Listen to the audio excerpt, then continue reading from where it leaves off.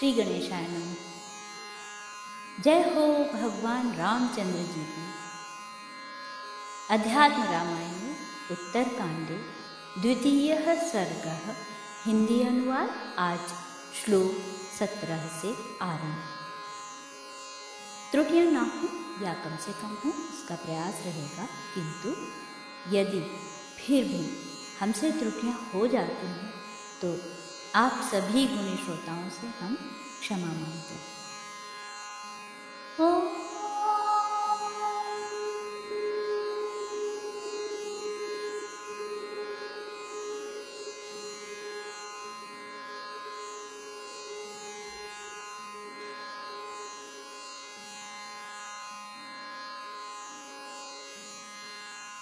वत्स विभीषण, तुमने यह श्रेष्ठ तप धर्म संपादन के लिए किया है, इसलिए बेटा तुम्हें जो हितकर वर अभीष्ट हो मांगो।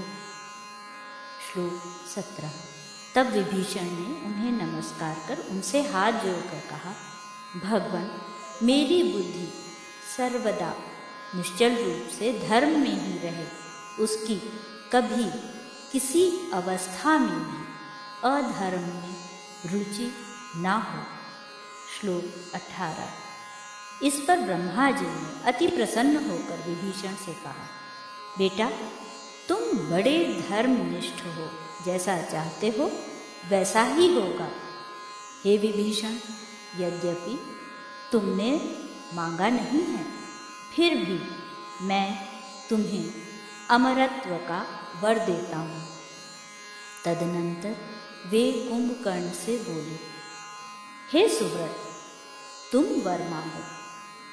तब कुंभकर्ण ने देवताओं की प्रेरणा से फैलाई हुई सरस्वती देवी की माया से मोहित होकर ब्रह्मा जी से कहा, हे देव मैं 6 महीने सोऊं और 1 दिन भोजन करूं। श्लोक 21। ब्रह्मा जी ने उससे देवताओं की ओर देखते हुए कहा, ऐसा ही हो। उनके ऐसा कहते ही सरस्वती तुरंत ही उसके मुख से निकलकर स्वर्ग लोक को चली गई। श्लोक 22।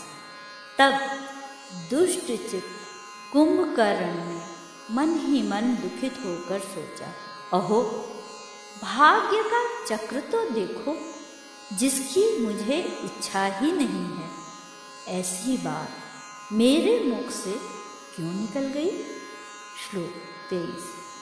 अपने नाती तीनों राक्षसों को वर मिलने का समाचार सुनकर सुमाली प्रहस्तादि राक्षसों को साथ लिए निर्भयता पूर्वक पाताल से आया और रावण को हृदय से लगाकर बोला, बेटा बड़े आनंद की बात है कि आज मेरा चाहा हुआ तुम्हारा मनोरथ पूर्ण हो गया।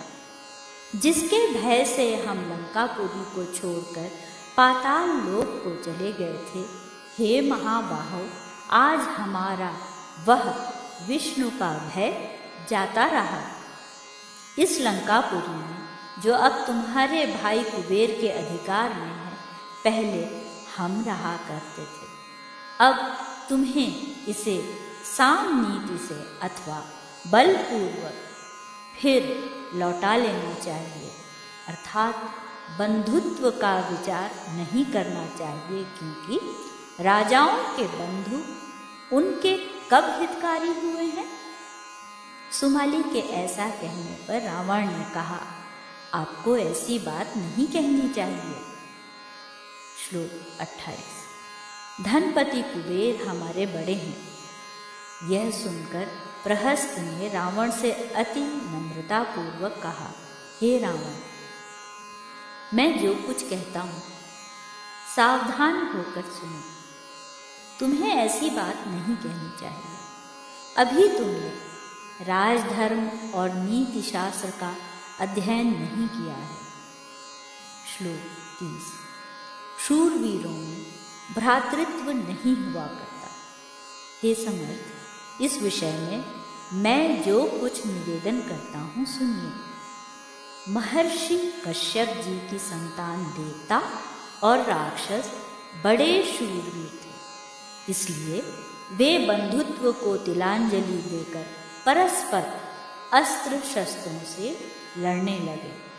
हे राजन, देवताओं के साथ हमारा वैर कुछ हाल ही का नहीं है, यह तो आरंभ से ही चला आता है। श्लोक 32।